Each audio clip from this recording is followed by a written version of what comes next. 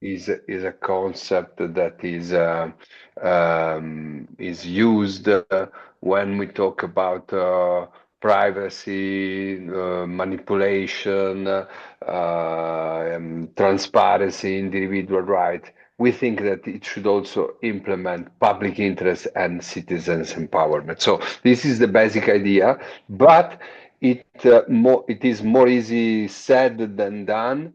So thanks to Francesco, this very general idea, we are now working very hard in trying to translating in specific objective and purpose and goal, even following the European Union official agenda, which is full of initiatives, but without a strategic view in order to, in a way, coordinate all those initiatives in a common vision. So thank you, Francesco, for this articulation of goals that you realize with the help of you, the activists that helped us so far. So thank you very much, and I shut up.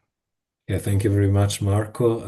In fact, speaking of translating broad ideas into practice, here you can see a very quick overview of what we mean, generally speaking, with civic artificial intelligence. In fact, later today, you will hear Simone Bagnoni, who has been working on the Visualizing Civic AI project, and he will give you a bit of an overview of what this specific working group is doing in order to better visualize what we mean with this broader concept. But as you see, regardless of specific tools or how we would like to design the civic artificial intelligence tool, if we will design any at the end of the day, the whole campaign is first and foremost about catalyzing democracy-centered innovation energies all over Europe, and to co-create with them some advocacy initiatives in order to push the European institutions, and especially the European Commission, to deploy a sort of single point of access for citizens to navigate participatory opportunities depending on their, of course, citizenship, residency, and nationality rights.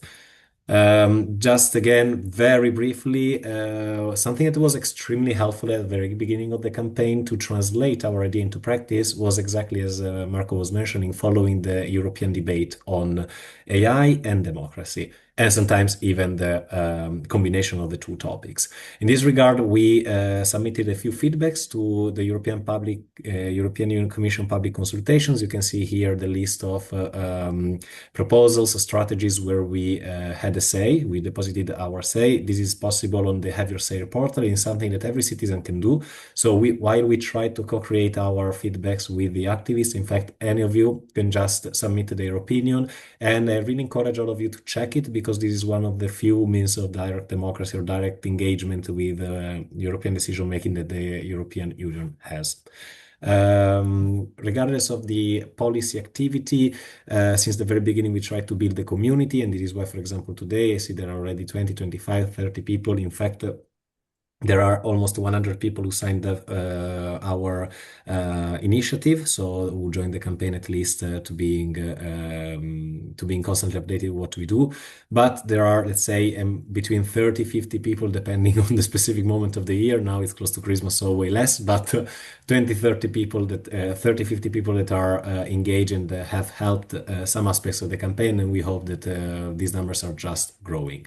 As you see here, this is something that we did. We will discuss more in detail, most of them later, but we really want to build a community, not only to help our work as humans, but in general to help spread the word of what is AI, first of all, why it can be helpful for democracy, and what we can do as citizens to push for actions by the European institutions.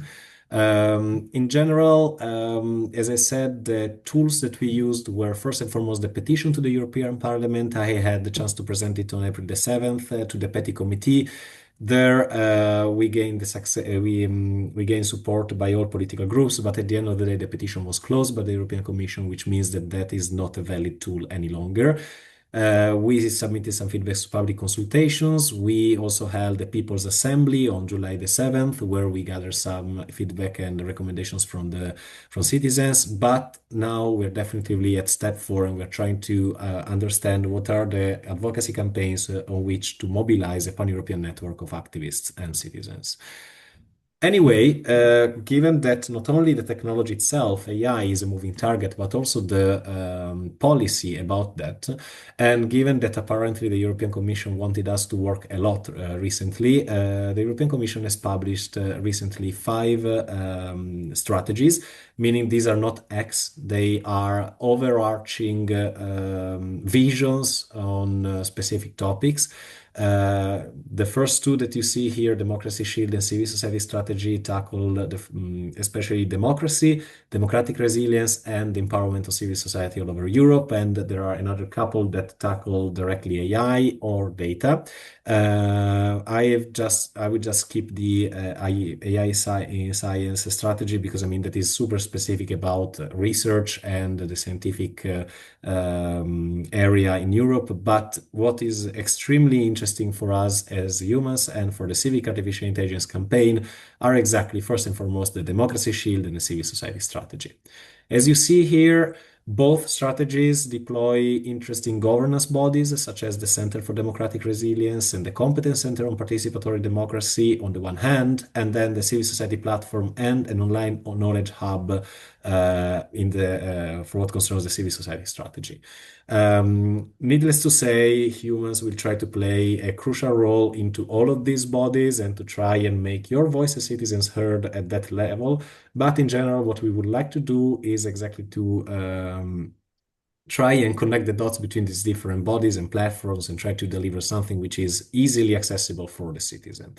In this case, you see the Democracy Shield will implement some infrastructure for local democracy. There are local democracy hubs. Apologies for the typo here. Europe Direct Centers, they are already in place. There will be more centers deployed through the new European Bauhaus initiative. But in both cases, the aim here is to bridge the gap between the European institutions and the local level, and basically if we can monitor them into any municipality we live in, for instance, we can really check what we can do to improve the presence of European democracy and also digital democracy at the local level. There will be also a Civic Tech Hub, which we will monitor exactly because civic tech actors are among our main stakeholders for the campaign. And in both cases, you see there are quite interesting funding opportunities that are in the first case under the Horizon Europe or the Serve Plus framework. Joanna will tell you more after this. And there is a new umbrella section of funding in the European Union called Agora EU that will be launched with the multi-annual financial framework that is now under discussion. So from 2028 to 2034. This, of course, opens up plenty of opportunities for humans as an organization to participate in tenders and call for projects to get at least some of this funding in order to go on with our campaign and to support specific projects in our campaign. But more broadly, it means that there will be massive investments in the digital democracy sector all over Europe, which is, of course, something we are super happy about, but it needs being, directed towards against creating just scattered initiatives that are not scalable, not sustainable after the 2, 3, 4 years of funding, and that are really have an impact on the daily life of citizens and bridge the gap between them and institutions. Something also extremely interesting about the civil society strategy is that there are 10 principles, let's say, of the engagement of civil strategy at the European level.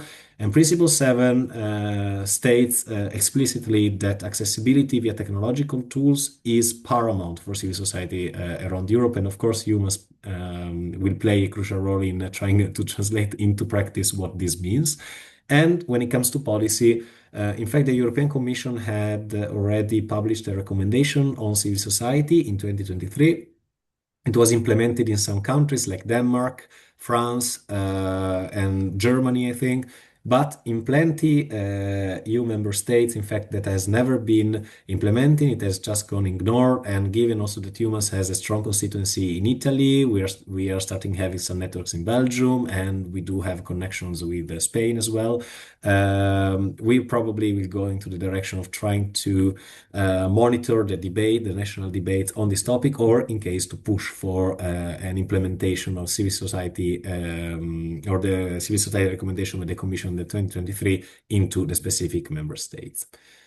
Let's move on a bit. Now we have two strategies that are more related to the technology we are talking about. The first one is Apply AI strategy. This strategy by the European Commission outlines 10 plus 1 strategic sectors, meaning that there are 10 industrial sector and the public administration sector that are considered as strategic for the application of artificial intelligence tools and solutions.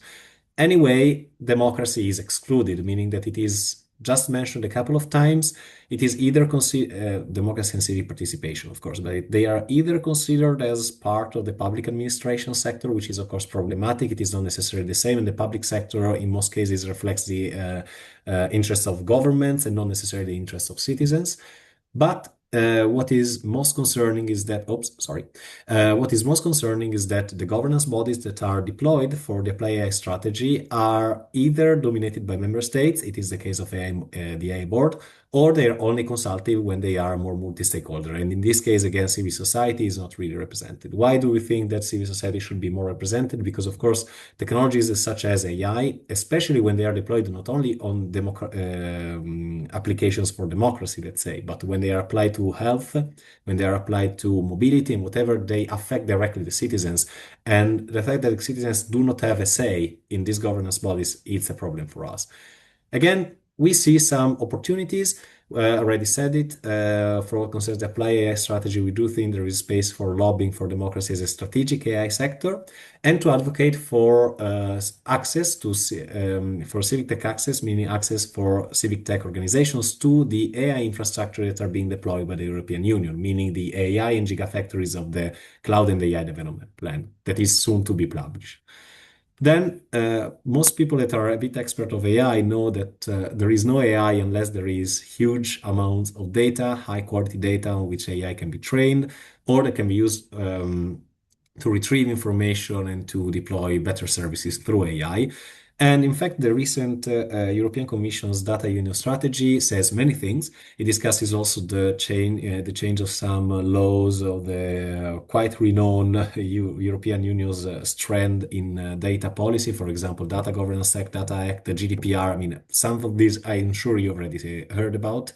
But what is most interesting is that the data union strategy states that the European Union will invest in data spaces. There are already 14 outlined within the strategy that are, let's say, scalable, interoperable data space, deployed in most cases by the public sector, so anyone can get access to them, and in most cases they will be also open. Anyway, there is no democracy data space. Again, there is, for example, health data space. There are data spaces on mobility, on geographical data, and so on and so forth, but democracy is not considered. And the thing is that if you really want to have any digital democracy tools that can be validated as public, as officially public, then you need to have a publicly available data space where that data is stored. Otherwise, the data can be stored in either servers of private sector deploying specific tools for civic participation, or even extra EU servers in case some solutions that are not European made can be used for the specific participatory process that a public administration would like to be supported by a digital democracy tool.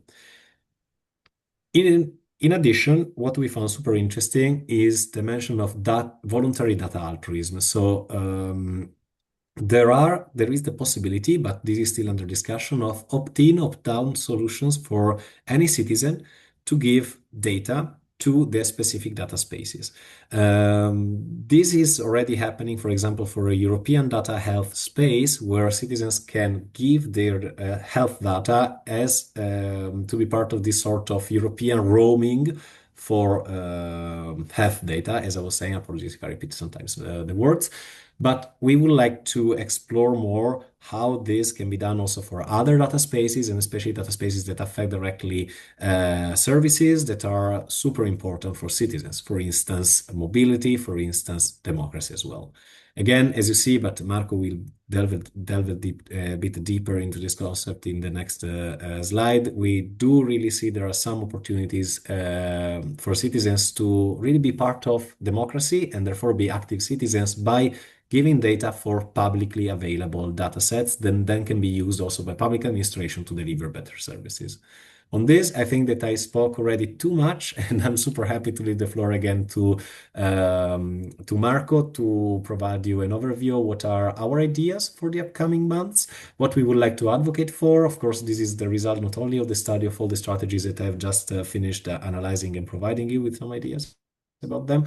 But after the petition was closed, meaning in September, we really started thinking on how to pursue the Civic AI initiative and to translate it into concrete advocacy campaigns. This is what we came up with so far, but of course we are open for discussion. There will be some time to discuss later today, and in general, I invite all of you, if you wish to start participatory processes. We already have a Decidim server. Probably Simone Vagnoni will tell you something more about that later, to discuss together and to come up with new ideas for the future, if these you believe are not enough for you. That said, Marco, please take the floor again and Thank you. Thank you, Francesco. Your presentation, the fact that your presentation was not easy to follow because it was full of information, in reality is a good sign, and is the sign that there is a collective work of analysis and study of a very articulated and complicated situation within the European Union for the different actions and papers and consultations and so on. So it was a very, very hard work of study and analysis. And of course, humans want to be a political movement of a pan-European political movement of popular initiative. And political initiative is made by priority and concrete goals and actions. So here you have a kind of a list with 3 main points that we think are ripe for political initiatives that should be structured. Here is more title, but then what to propose to whom has still to be articulated. So the issue of democracy data commons, donate your data for democracy. And here we should understand how this could be possible in the framework of the democracy as a high value data set, the Open Data Directive, the revision, or data space for democracy, and the pilot voluntary data altruism. So the idea could be, if we find the legal basis to do that, to invite people to donate their own private data to the EU data space or the European Union, to have public services provided thanks to those data. The existing model is the European Health Data Space roaming model and the European Open Science Clouds Federated System. So, but the idea is to expand this model not only as a specific thematic data spaces, but to all the personal data that citizens could be willing to donate. Then the second point, the request for a civic assistant for the civil society platform. So something that should be user-friendly, interoperable, AI-powered interface integrated with existing tools to provide a single access point for civic engagement. And with pro bono legal support for this kind of activity. The third, let's say, point of the third possible path of initiative is in the framework of ADAS, the ADAS framework for digital democracy, which means define guidelines for e-participation and e-deliberation tools, public validation or if tools are compliant with the framework, and market incentive for existing and new solutions. Of course, these 2 points, the civic assistant and the ADAS framework, could be activated in synergy, because once you have a common European identification for e-participation, then this could be the basis to empower a civic assistant for the civil society platform. So the motto that Francesco prepared is, if we invest in AI for defense, we must invest in accountable decision making through AI. And I think this could be a milestone of our political proposal. These are three suggestions, three lines of direction, but this can be, of course, integrated, and we should also choose priorities, because sometimes it's better to choose one issue on which to concentrate the political mobilization, so contact members of European Parliament, European commissioners, so to try to get political and to reach the public opinion. So we should choose from these goals or other that you could propose, which goal we should work on as a priority. Thank you, Francesco. Thank you, Marco. And of course, I mean, these are three completely different ideas. Just a quick reminder: EIDAS is the framework for the digital signature online, digital identity online, and how it works. Basically, the European Union structures and guidelines to deploy European digital identity services, and then that would be be used by public administration, would be publicly validated, and this just incentivized some market options that were already existing. Just think of the Italian case, for instance, speed versus the electronic ID. Basically, they are both created within the IDAS framework, and then it's up to the member state to decide which kind of these tools are used and by what trust service provider. But the idea is exactly to have some guidelines that would make these tools usable for public administration, and therefore to incentivize the use of digital democracy tools at all levels. Anyway, speaking of these three completely different campaigns, they of course are aimed for three different audiences. The first one is way more, how can I say, catchy for everyone. This is probably the most popular one, Democracy Data Commons. Everyone can understand that they can donate their data as a form of currency also to democracy, to improve democratic services, while the other two are definitely more specialistic. The third one is definitely just for people who are extremely geeks of civic tech tools, while the second proposal can be something in between. I mean, probably most people will never know about the civil society platform, but this solution can help us create coalitions with other civil society organizations, and especially EU-centered organizations. And for what concerns the motto, just let me clarify that, of course, among the strategic sectors of investment in the Apply AI strategy, there is defense and security. And this is why we said, okay, we understand that in these times it's important to invest on defense and security, but also we would like the decision making about these topics is as accountable as possible. And if technologies with AI included can help in that direction, that could be extremely important.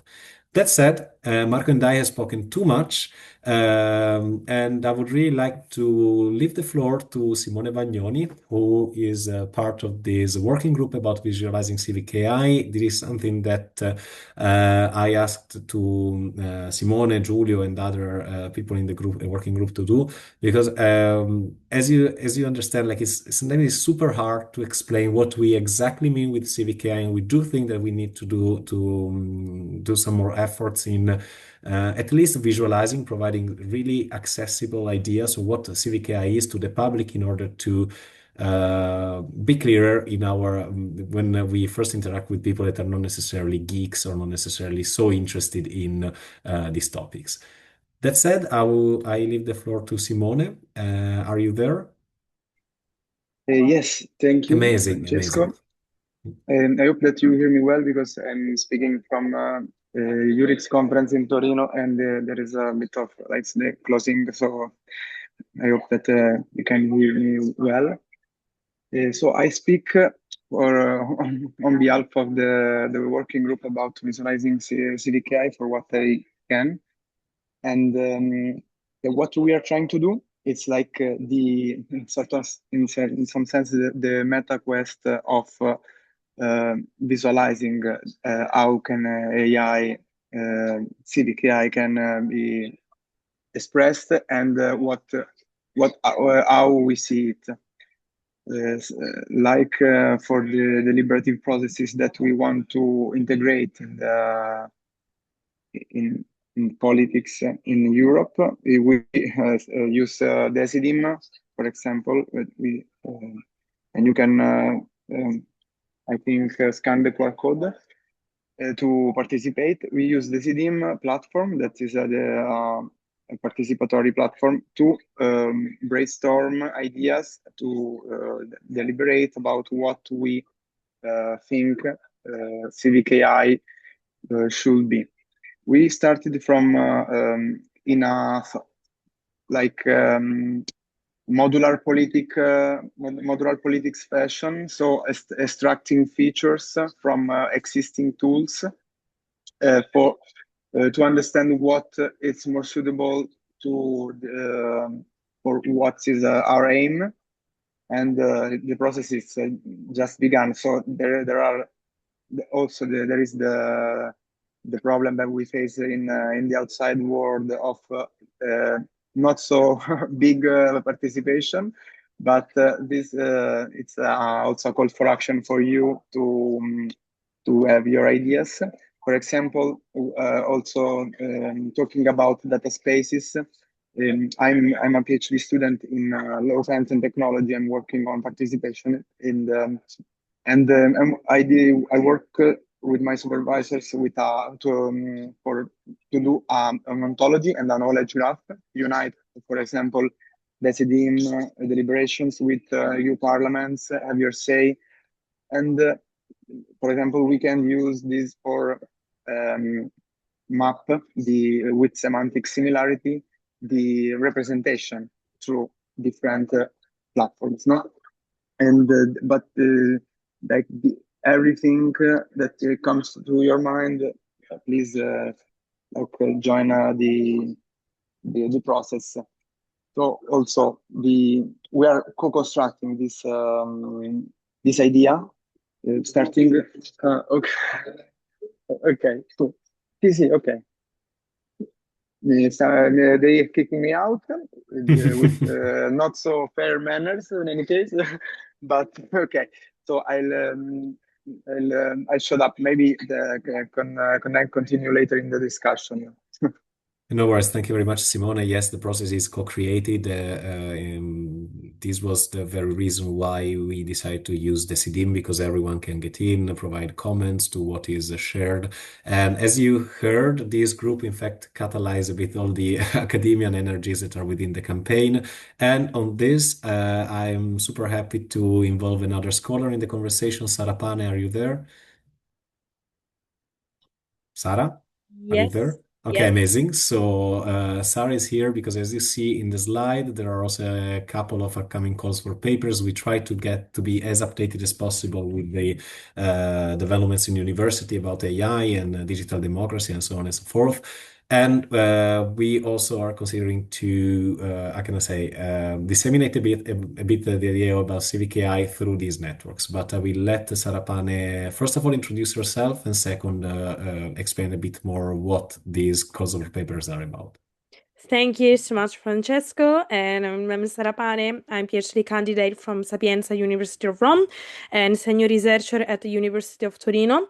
Basically, my research is about the digital transformation of European public communication and the impact of AI and digital tools on the European public sphere.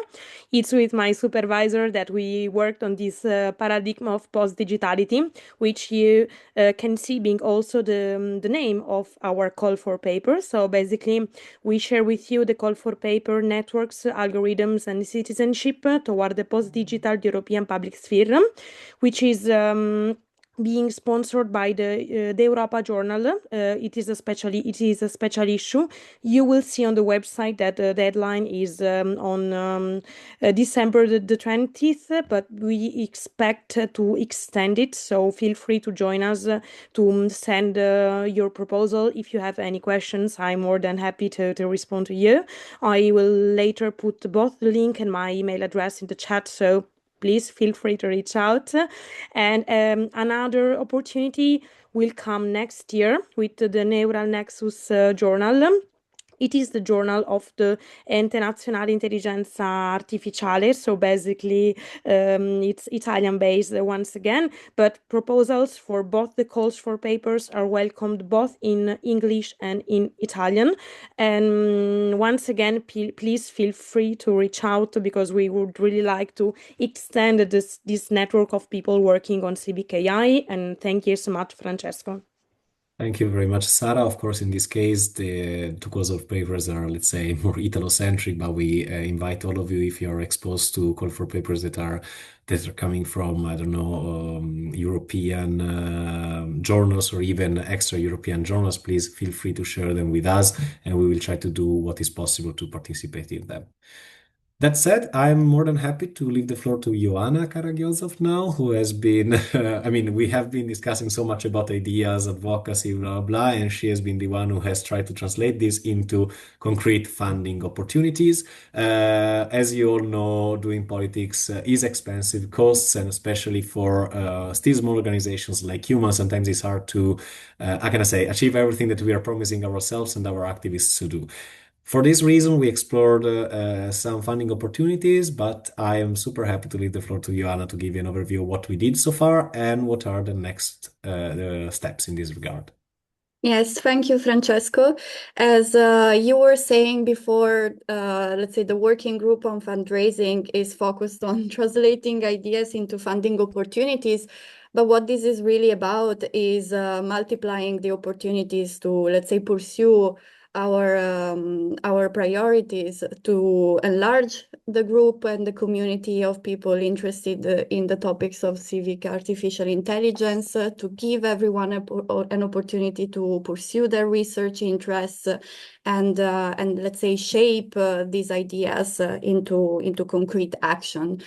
So what we've done so far and what we are excited to share with you is that this year we managed to participate in 2 Horizon calls, and we also coordinated a smaller, let's say, proposal, but which allowed us to build and solidify our network of stakeholders. The 2 Horizon calls we participated into they both deal with the intersection between technology and democracy. Alethos, the first one, has a multidisciplinary research approach that is focused on democratic resilience and democratic, let's say, backsliding. And we applied as partners, whereas in AI Deal, we will be a pilot case study focused specifically on the use of AI for citizen engagement. So as you can see here, there is already a connection with everything that's been said so far for what regards the, let's say, advocacy priorities of the civic artificial intelligence advocacy section. What we also did was participating in a cost action. We coordinated the creation of the proposal, and the idea of this proposal was to build a knowledge observatory for the development of European AI tools for digital democracy. The idea is that through the cost action, we will be able to map what AI tools and AI initiatives are already there and start developing some diagnostic indicators and ethical and legal standards to study these tools that are already out there. And from what already exists, we wish and we aim to start, let's say, converting this evidence into policy recommendations to start connecting, let's say, with policymakers. The cost action was submitted. We managed to, let's say, bring in a network of 43 proposers from more than 20 countries. So that is truly in the spirit of, let's say, the Civic Artificial Intelligence campaign to really be a pan-European movement. So we are very happy for that. And we will get the results in May 2026. But regardless of the results, all these experiences were really fundamental for us to, first of all, consolidate our understanding of the campaign and its priorities, but also to start building an initial, let's say, group of stakeholders that we can call upon for ideas and to start, let's say, further discussions on the priorities that you've heard before. So that's already in and of itself, let's say, a success of the campaign. Looking ahead, we plan on analyzing and participating in Erasmus Plus calls. We are in the process of understanding which calls would be better suited for our priorities. And not just Erasmus Plus, that will be the priority because the deadline is in March 2025. But as Francesco said before, with the EU Democracy Shield, new funding opportunities have emerged in Agora EU and SERV. So we'll also start analyzing and scoping all these opportunities. We also want to pursue not just public funds, but also private foundation and smaller funds to fund our operations and the events that we are organizing. So that will also be, let's say, a parallel action. Why have I told you all of this? Because we need your help, and we are very happy to always hear about your ideas. So if you have any lead on fundraising opportunity that might be out there, or if you would like to help us coordinate an action, work on research on a specific topic that we could turn into a proposal, or even, let's say, help us coordinate this pool of stakeholders that we are building proposal after proposal, we will really be happy to have your help. And if you are interested to join our working group, I've posted there a link. I will also copy paste it in the chat. At the moment, it's a form, but as Francesco will tell you later, we will have a working group on Discord. So we want participation to be as fluid as possible. And any time you wish to dedicate to this is gold for us. Thank you very much, Joanna. In fact, I invite all of the representatives from the working groups to share a link to either their existing WhatsApp group chats or whatever other QR code they have shared here in the chat, so that participants can or immediately join you and declare if they're interested in supporting your activities. What is something that has emerged from the strategies that we mentioned briefly earlier is that there is a growing convergence between civic education and digital education, and of course something like Civic AI, but in general humans is super interested in exploring this connection and to see if there are opportunities for funding that are of course related to opportunities to fund specific political initiatives or to support some of our activities with these fundings. That said, it's up to me. In fact, unfortunately, the representatives from this working group couldn't join us today, but let's say that we spoke a lot about ideas, campaigns, then translating into practice through fundings. But another way of translating into practice what we are advocating for is, of course, through lobbying and other specific advocacy activities. In these regards, there is a group that has been working on specific deliverables and has translated all our different ideas and initiatives into concrete and very specific actions towards specific stakeholders. Here again, if you would like to give some help to the specific working group, that would be extremely appreciated, because as you can imagine, the stakeholders to be involved for anything that can be similar to Civic AI are a lot, and they touch from the private sector, especially at the infrastructure level, up to interest groups, civil society organizations, and citizens all over Europe. So We desperately need your help. And it could be also interesting for you to explore how to do advocacy and lobbying at the European level and engage with European politicians, for instance. Here again, there is the QR code to the working group, but we will share it later on. Since we're now getting closer to the open debate, but before going there, I would like to leave the floor to Stefano Corona, who has been coordinating the communications and events group of the campaign since a few months now. I don't recall exactly when we started. They have been super helpful in organizing a few of our latest events and will be, of course, crucial for all the communication activities of the campaign. And as you see, we need to do a lot of work in that regard as well. So, Stefano, please take the floor and explain us what you did and what you're going to do. Yes, thank you, Francesco. Hi, everybody. I'm sorry I can't give you a QR code to go to the working group, but I'm speaking today on behalf of the Common Communication and Events Working Group, and so it goes without saying that communication is vital to the success of any project, and especially for human activity. We believe that our group is not just is a support function, but could be a driver of impact with too many ambitions.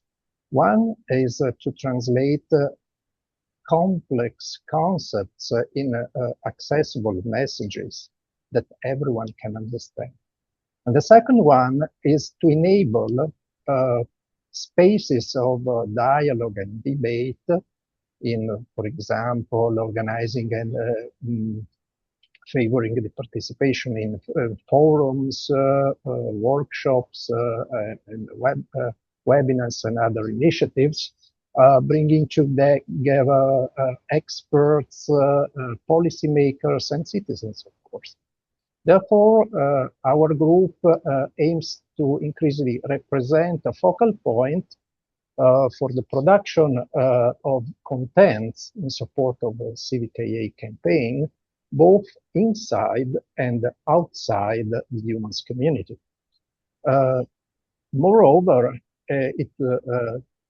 it is a facilitator of the humans visibility in Europe and a support for other humans function in networking and advocacy at local and international level. Next slide, please, Francesco. Okay, but what is our current composition and current duties? The group now consists of 8 volunteers members and has been set up in late summer of this year. As today, we are 8 people, but what we are doing, proposition of campaign communication guidelines and contents, social media, we support social media initiatives and communication campaign planning, jointly with BICET, the communication agency, which is in charge and specializing for the part of graphics. Scouting, the third duty, the scouting and organization of events aimed at promoting the civic AI and participatory democracy. The third one is the management of contents of humans website and Discord, civic AI dedicated areas. And the last one, last but not least, is interaction and support for other groups of civic AI community to create synergies and economy of scale in terms of internal and external communication efforts. The next slide, we see, Francesco? It's there, isn't it? Can you see the next slide? Next slide. Oh, No so far, what we did in 2025 so far. So we started in late summer, as I said, but till now we were able to to organize a conference on digital citizenship, AI and democratic participation in the framework of the Milano Digital Week. We managed the ADS for Civic AI in the newsletter European Correspondent, and we are also collaborating in Discord migration that is now ongoing. This is what we did, but there are many things we are going to do in the next year. Next slide, please.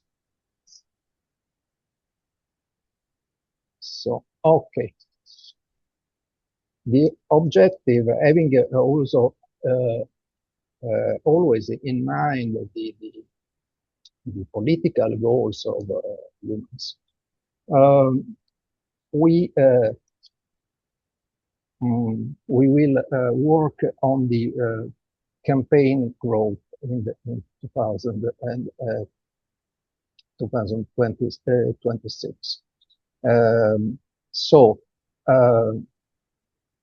In the first quarter, that is the quarter where we have the most visibility, there are two important appointments. One is the Human Congress in February, beginning in February in Paris, and one is the Civil Society Week, which is due on from 2 to 5 March next year. Civil Society Week is a very important appointment because representing a meeting, important rally of the civil society stakeholders, where humans will have the opportunity to engage in debates and collaborations and networking to create and cooperate to solution to foster the strength of democratic engagement. Of course, in the coming months, we are planning to do a lot of initiatives supporting the humans initiatives and the humans engagement. But for now, we can say that we will organize something for the Europe Day event in May, and for the Day of Democracy in September. The last thing I would say is that we will collaborating as a group for the management of a series of webinars with the AI experts, institutions, and exponent of participatory democracy as a follow-up of Human Congress. That's it for the moment, as an outlook for the next year. And in conclusion, as you can see, there's a lot of work to do, and therefore we invite you to join us just to make our initiative more effective and more supporting the political goals of our association. Thank you. Thank you very much, Stefano. In fact, what you were mentioning about the webinars helps me connect the dots a bit of what we discussed. As I said, the communication events team is going to support the organization of the upcoming events. Now we're finalizing a few things about the Human Congress, but I would really like to discuss some parts of the communication activities of the Human Congress with you later this year and the beginning of January. There will be an event in mid-March in Brussels at the Civil Society Week. We just today received the final notification on when the Civil Society Week will take place, and we will try to organize an event for civic tech actors. But first and foremost, Joanna mentioned you the cost action was the creation of observatory on AI for democracy. We are also discussing with other partners, especially Milan, but not only, Namidi, as you see, they are expert in creating observatories. So let's say, how can I say, interest points or focus groups working on a specific topic. And the idea is exactly to contact some global experts that we had the chance to meet all over the months. You probably already saw the name of Stefan Verus in one of the slides before, but also Professor Eduardo Albrecht. There are also some other experts, for example, in data feminism. I could also mention Diletta Whiskes and other people like this. And we really like to engage with them to explore aspects of civic AI that we didn't really have the chance to explore ourselves, in order to provide also all of you with some, I don't know, learning opportunities or some interesting events that would nurture your knowledge and provide you with some food for thought. That said, something super, super important is the upcoming migration to Discord. As Marco knows, Humans is moving to Discord. We're trying to use this platform, which is more powerful than WhatsApp or any other, or most of other communication platforms. For what concerns to, oh, apologies, I forgot to change the bullet points in the very last slide. Oh, it happens. So migration to Discord is going to be crucial. As you see here, there is a screenshot of the groups that are already set up. I will briefly also show you how the Discord community looks like when we finish the presentation. As you see, there will be some contents and materials in order to help you navigate the community, and especially to migrate from WhatsApp to Discord. Unfortunately, Marta, who's helping us develop all these contents, couldn't join us today, but she is finalizing the guidelines to help you pass through from WhatsApp to Discord, especially if you're not used to using this specific platform. The idea there again is to have one single point where everyone can join, get access to the main documents that have been produced by the campaign, and then engage directly with the working groups and just declare their interest and saying, hey, I'm here, I would like to help in this regard, and then get engaged on specific tasks. That said, let's go create the future of the campaign. So far, you've heard a lot of people explaining you, also in a monodirectional way, but as I mentioned earlier, I would really like all of you to participate in the campaign and propose new ideas. We have been also not only a movement in this regard, but also a platform. There are some activities that propose us to be explicit about chat control and to declare a position against the introduction of chat control by the European Commission. We can do the same, of course, if these proposals are in line with the main objectives of the campaign. Again, if you would like to be engaged, first of all, scan the code, join the campaign. If you look for Civic AI Humans online, you will find the website page where you can give us your contacts, and you will just be part of a mailing list, and you will receive constant updates on the campaign, or be engaged, for example, for events like this, as plenary assemblies or webinars and so on and so forth. Or otherwise, you can also reach out to me directly. Super easy, francesco.vecchi@humans.eu, if you would like to have more information about the campaign. That said, just to let you have a look at the Discord community, I think it's this exactly. Just give me a second. Oops. Oh my gosh. Why doesn't it move? Okay. Oops, I don't see Discord. Sorry. Where is Discord? Ah, here. Okay. Exactly. Here we are. The Discord server of Civic AI is quite complex, simply because, as you saw, luckily enough, we had plenty of activities that are already contributing to our activities anyway. And again, I mean, you will have access to materials that will guide your navigation from WhatsApp to Discord. But as you see, there are different channels. There are some general channels, for example, announcements, where you will see all the most relevant updates. And in general, you see basic information to navigate the community. There is the general channel where basically everyone can share links, ideas, concerns. And basically, it's a place where you can converse and discuss about topics that are relevant for the campaign. Same, but let's say vocal, so meaning that you can have conversations live, are the Civic AI discussion, Civic AI meeting room. Anyone can use them once they are part of the servers to discuss, to meet online, and feel free to use them and to populate a bit the server.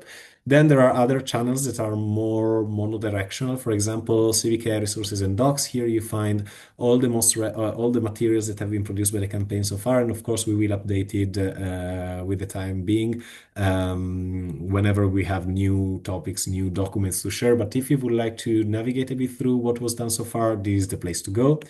Core group here, we will, basically this is a sort of operational group where we will host the team leaders of the working groups and some experts that have helped us craft the petition at the very beginning. This is just a sort of, how can I say, strategic board or something like this to help translate the political goals into practice, but all political initiatives and campaigns will be discussed with citizens, so everyone will have a say. This is just to help us translate in practice what is discussed as a main political ideal and principle.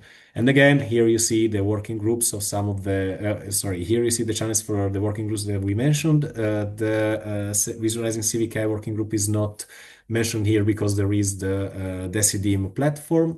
There is Knowledge Powerhouse. This will be key in translating the cost action and the observatory into practice. That said, I'm happy to conclude the first part of the session and to see all of you again, because I have not seen you so far during the whole presentation. As I said, this is time for discussing. I'm sorry we are a bit late, but we also started 5 minutes late. So I don't know if anyone would like to step up and say anything. I will also monitor the chat. If anyone would like to take the floor from there, just to declare your interest, either raising your hand or sharing your question in the chat, and some of you will just some of us will just read it and propose it to the speakers. So the floor is yours again. Please, Stefano. Francesco, I would like to have more information about this voluntary data altruism. I didn't understand exactly the mechanism and what is the outcome concretely produced by this. Could you elaborate a bit more? Sure. So yes, I'm sorry that some concepts are extremely complex. I mean, sometimes we just stepped on them very briefly and then move to the next topic. For what concerns data altruism, it is a concept that has been ingrained into European legislation on data since the Open Data Directive. And I mean, I guess that there are more experts in the field here in the room, but to put it simply, there are some contexts, some data spaces or some high-value data sets where everyone can, I mean, data altruism means that you provide your data to someone else for free. Since data is the new currency, so data has a huge economic value, this is why we use the term data altruism, because we mean that we are giving our data at the service of someone else. In most cases, it is for open data databases, or it is for the data for public services, not necessarily just this. But when it comes to the concrete translation of a very simple translation of the concept is, for example, I see that you have a smartwatch. Is it a smartwatch on your, yeah? No, it is, right? It's a Garmin. Sorry, it's a Garmin. But anyway, there are plenty of people that have smartwatches, and the smartwatches gather a lot of biometrics data. Something that could be interesting is, for example, you decide through an opt-in mechanism that you will give this data to the European data health data space. And therefore, there can be some research that analyzes the data you provided, which is a constant data on your body, to, for example, research on testing phases for new medicines, or in general, gather new ideas about specific conditions or for chronic diseases and so on and so forth. If this works for health, it can work also for other things. For example, if you decide to give your data, there are other examples like Fix Your Street in Belgium, or this system of Internet of Things devices that monitors the streets in Vilnius. Basically, in those cases, it is mostly citizens that decided to implement some video cameras to monitor the streets close to their neighborhood. But this provided billions of data to the municipality that then could regulate the traffic and automate the traffic regulation to improve the quality of the travels for the quality of mobility for all citizens. You see, so it is citizens that provide with their data to other actors for free, maybe, but to have, let's say, services back. I don't know if it is clear. Of course, it's a concept that still needs being discussed, but thank you very much for the explanation. Regardless of questions, is also a moment for open discussion. So, okay. Hi, Irina, please take the floor. Okay, hi all. I'm Marina and I'm a teacher based in Milan. I joined your initiative because I'm very curious. I want to get deeper into AI because, as you said before, it can be related to education as well. But that's not the question. In terms of data altruism, as you said, you gave some examples that made me understand better how that could work. But the question is, how it's going to work for the person who gives the data, who's going to protect the privacy, are the data given to third parties as usual, like the cookies, when we allow cookies and we allow other people to read our data, etc. I mean, what are the implications for the person donating? Because if I'm going to convince people that this is a good initiative, that they can join us, that they can provide their data safely, I will have to explain how safely it could be. I mean, how safe it could be for them to share their data. So that's my concern. No, I totally understand it. And of course, when we speak about data altruism in the European context, there is the huge positive monster of GDPR and all the data regulation. For existing mechanisms, such as the European Data Health Space, of course, the data is stored by public authorities. So let's say there are no third private parties, but this data is based on public servers and it is managed through GDPR rules. And I mean, the privacy and the protection of personal data is respected. The point here being is in order to protect privacy, you have to invest on infrastructure first and to have public infrastructure or at least public regulated infrastructure. And this is the case, for example, of all the investments that the European AI Continent Action Plan is doing to create computational power and data storage space within Europe in order exactly to have more sovereignty on how the data is stored there and to apply European law.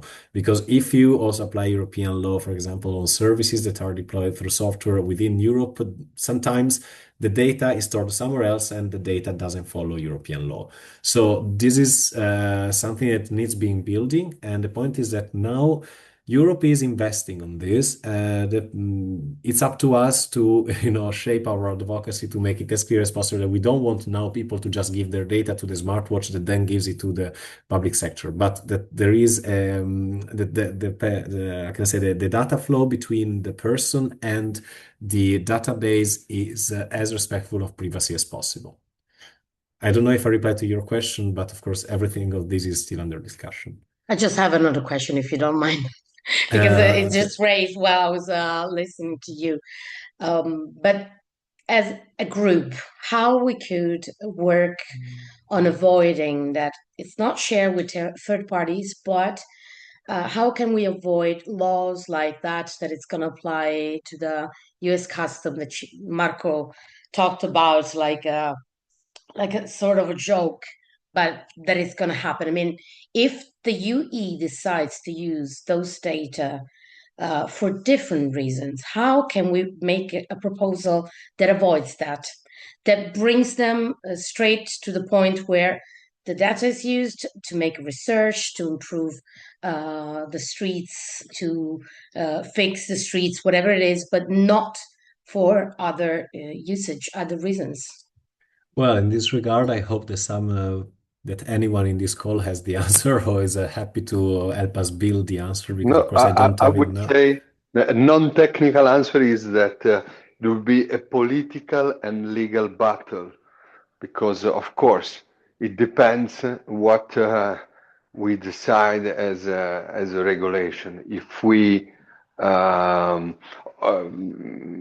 obtain legal guarantees that data are fully anonymized, so that the citizens can trust to donate data and to have public services back from those data without personal identification in a way. That's the key. If this is not guaranteed, of course, we should not cooperate in such voluntary data altruism. So I would say that it's a political request that we can obtain or not obtain.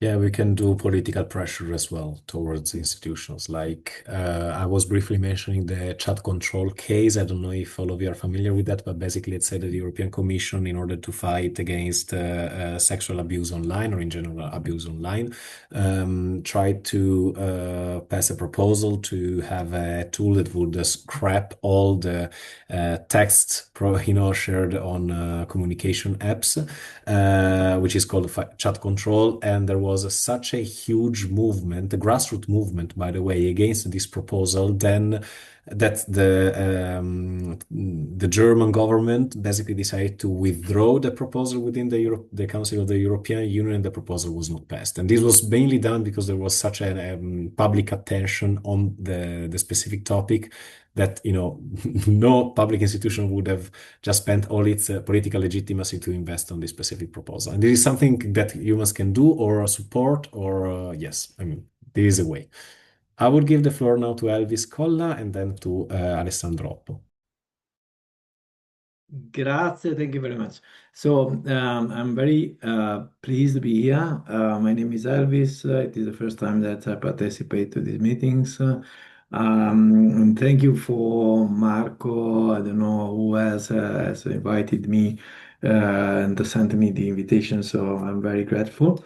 I love this initiative. I love what has been presented today. And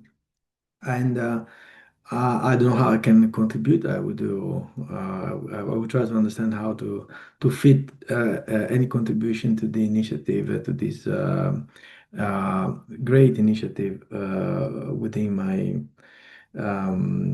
my calendar and my other activities. So to contribute to this discussion, I think that yes, there are two things today. There are a digital divide, and I think that AI is paradoxically, I don't know if it is good English, closing this divide. Because if I take the example of my mom, she can't use a smartphone with the touch screen, but she can use it now with the AI, with ChatGPT. So now we are facing something which is quite interesting, I think, in this direction. And at the same time, we are facing a democracy divide. The democracy now is something that is getting done, let's say, being participated, being used by a smaller and smaller number of people everywhere, and also in Europe. And we see the percentages of people that are participating to the political elections. And I think that again, AI can help getting people being more involved and get better access to democracy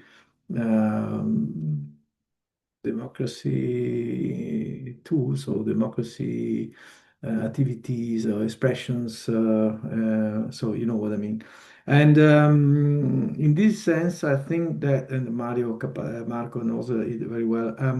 I've been experiencing very bad situations within parties. And I think that a major problem we have in Italy, I don't know about the other countries, that parties are not democratic. So there is a lack of democracy within the parties. And if you don't have a democracy in the party, how can the institutions be democratic? So in that sense, I've been having a legal battle with my previous party, which is Più Europa, and I won together with a lawyer. It was a very good a very good case. Out of it, we started to promote an association called A40 and 46, which is related to the article of the constitutions, which says that also within parties there should be some democracy, or some democracy. I mean, they should act democratically. So, having said that, sorry for being maybe long. I believe in this initiative, and I would like to, let's say, to put on the table this specific argument, which is the democracy within parties. And I think that AI can really help understanding if parties are acting according to their statutes. Statutes is a good English. Statutes. Statutes, yes, because then we can, let's say, get a lot of information about their status, about the way that they do their congresses and the way they take decisions, etc., and see if there is a real democracy there or not. Thank you. Thank you very much for your enthusiasm for what concerns, several different things. Of course, having a natural language interface like AI can help bridge the gap with some things of the digital divide, not all of them. For example, it is way easier to ask a chatbot to guide you through a few interesting links on a specific topics rather than just go to a search engine if you don't know how to use it and then get lost into all the entries that are provided by the specific search engine. Otherwise, at the same time, not all AI tools are exactly accessible to everyone, but I do see your point. And for what concerns democracy within parties, I do think that there are some technologies that, if used correctly, can improve accountability. And this, for instance, is all the technologies related to data gathering, feedback gathering, clusterization, and so on and so forth. This is something that, for example, we mentioned that we provided some feedback to European public consultations. Every consultation in that case receives like thousands of feedbacks, and then the output is the strategies, but there is no way of really keeping track of what was the process between the input, that is all the feedbacks, and what was the output. So if on the one hand it is supposed to be transparent, at the same time, in this case, the policy making is it's a black box just as AI itself. So, sometimes it's something that could be interesting for us would be to explore how to use these technologies to improve accountability rather than to questioning it. And in this regard, one example can be Panoramic AI developed by make.org, and they will also be presenting this use case in the Humans Congress in Paris in February. Basically, they created this AI that provides a neutral overview of, for example, programs by parties in order to everyone to understand what every party is proposing. And of course, with time, basically gathering all the data about parties would help you also understand if there is any inconsistency between what the party proposed a few years before and then what the party is proposing now, and if every, let's say, candidate is in fact just being inconsistent with their proposals. I will leave the floor to Alessandro Oppi in a second, but I would like to specify, since Gabriele asked about the Discord access link. I'm just waiting until Marta finishes with the materials so that everyone will migrate to the Discord server at the same moment, so we avoid just always sharing the same links. But of course, the Discord link will be shared, and not only on the WhatsApp community that is already in place, but through the mailing list that we gathered recently, and also with any signatory of the Civic AI petition that is now closed. Please, Alessandro Oppo, the floor is yours.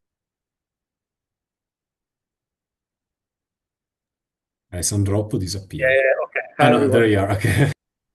Okay. No, just a small things regarding the previous question about privacy and the use of data, that I think it's very interesting, the distinction between privacy by policy and privacy by design, where by policy is just, just like is GDPR, and so all the laws that guarantees that the data is used in a safe way, while privacy by design, it means that you cannot do anything because there is cryptography that protects the data, and so there is no way at all to use the data in a way that is not the one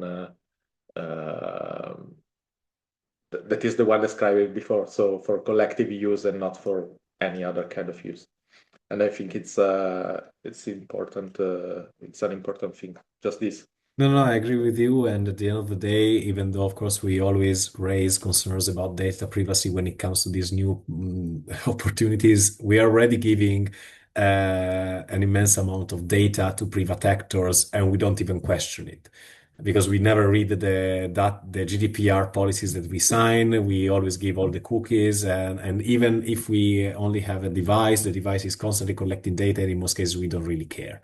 So probably using this data for public services would improve citizenship or would improve, would improve how we experience democracy through participation and also as a service would already be a step ahead. Barbara, please. Thank you. I'm just wanted. I'm really thrilled about what has been achieved so far by the various groups and by this Civic AI initiative. I'm thrilled about the possibility so I'm thrilled about the idea of having an app at my mobile phone with access to of the discussions in the European Parliament, for me the possibility to participate in a citizens' assembly or in a petition, etc., etc. What really still scares me is the fact that we base everything on a technology in the hands of China, say.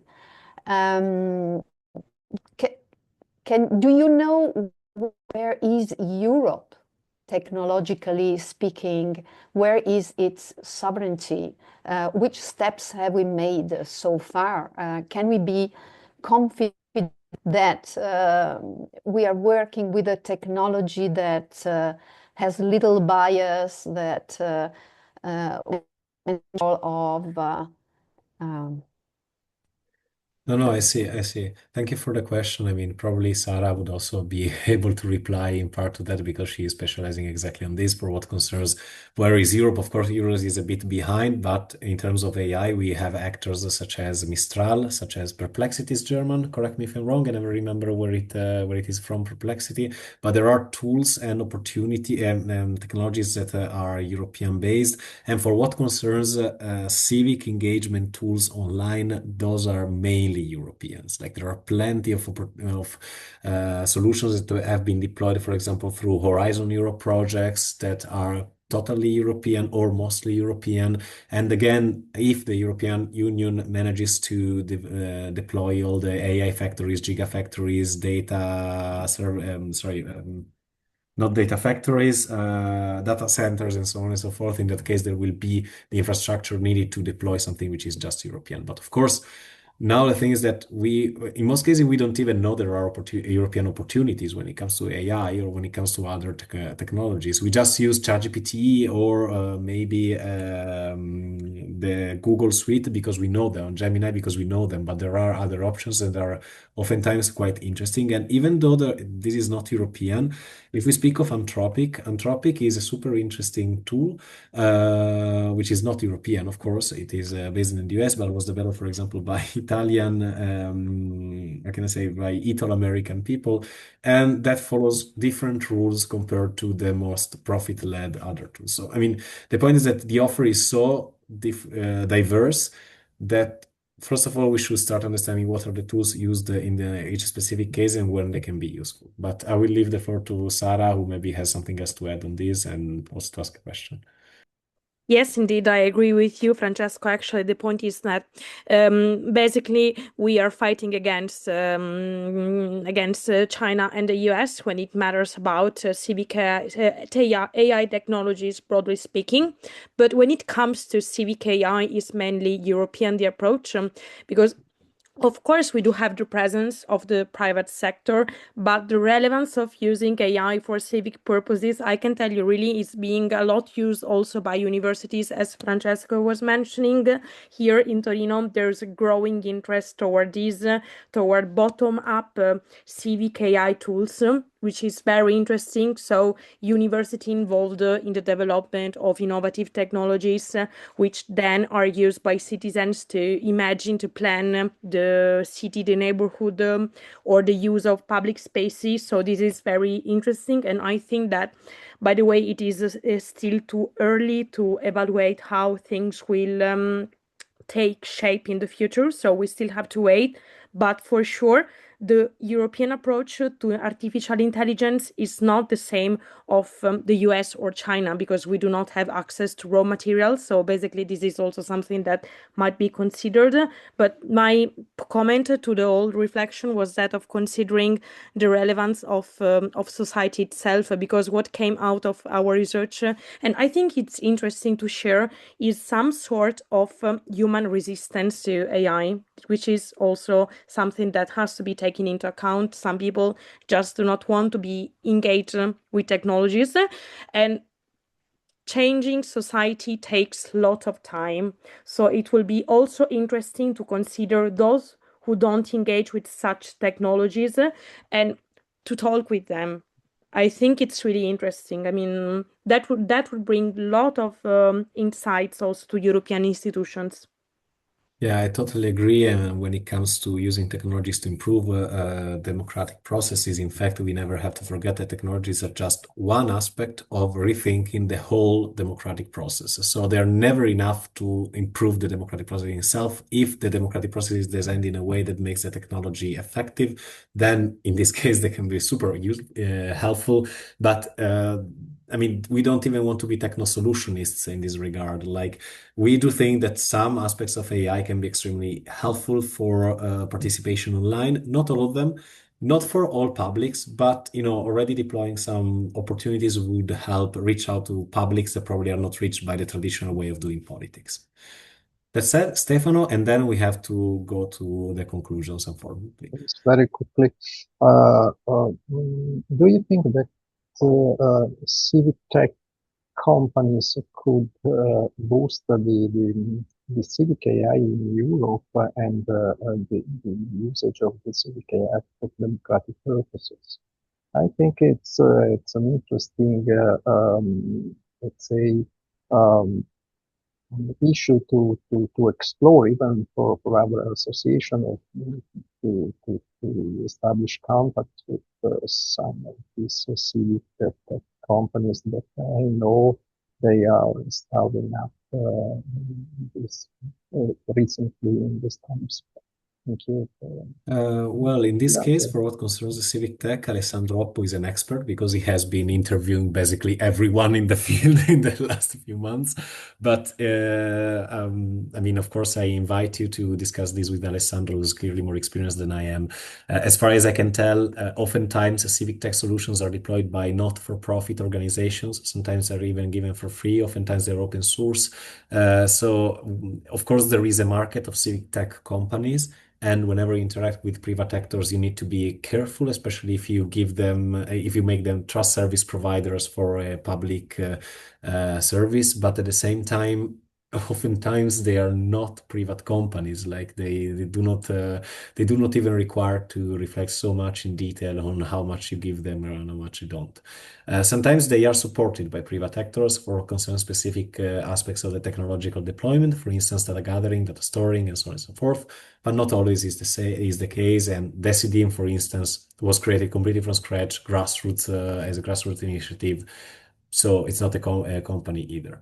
For all concerns, now I unfortunately have to close, but I invite all of you to engage with one another on the WhatsApp community already, if you are still there, and on Discord whenever we will move to that specific platform.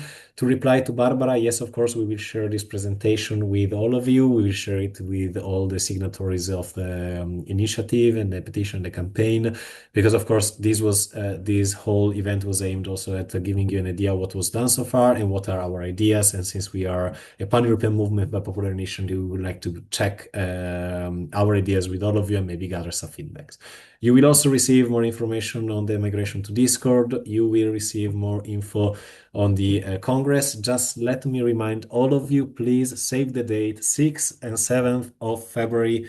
The Congress will take place in Paris. In fact, there will be an Italophone event on the 5th, but I said the main Congress is taking place on Friday the 6th of February and Saturday the 7th of February.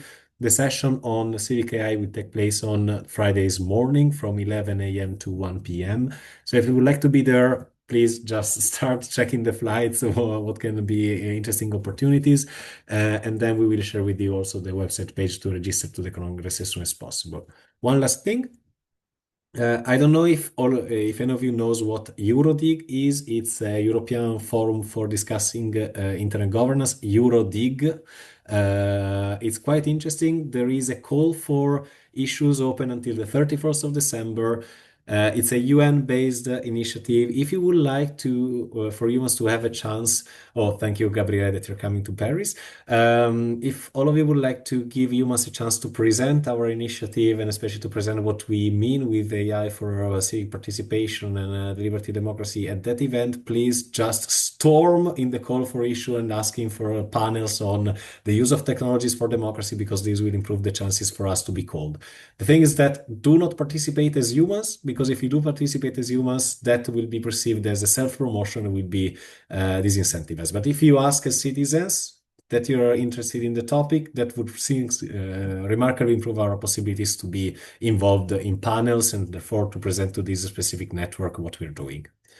That said, thank you again very much for participating today. I'm super happy about how it went, and I hope that this is just a starting point for integrating all of you more in our working groups and giving even more essay on how the campaign will be structured in the future. Thanks again, and have a good evening. Bye-bye. Bye. Okay, Bye-bye. bye. Bye-bye. Bye bye. Thank you. Ciao.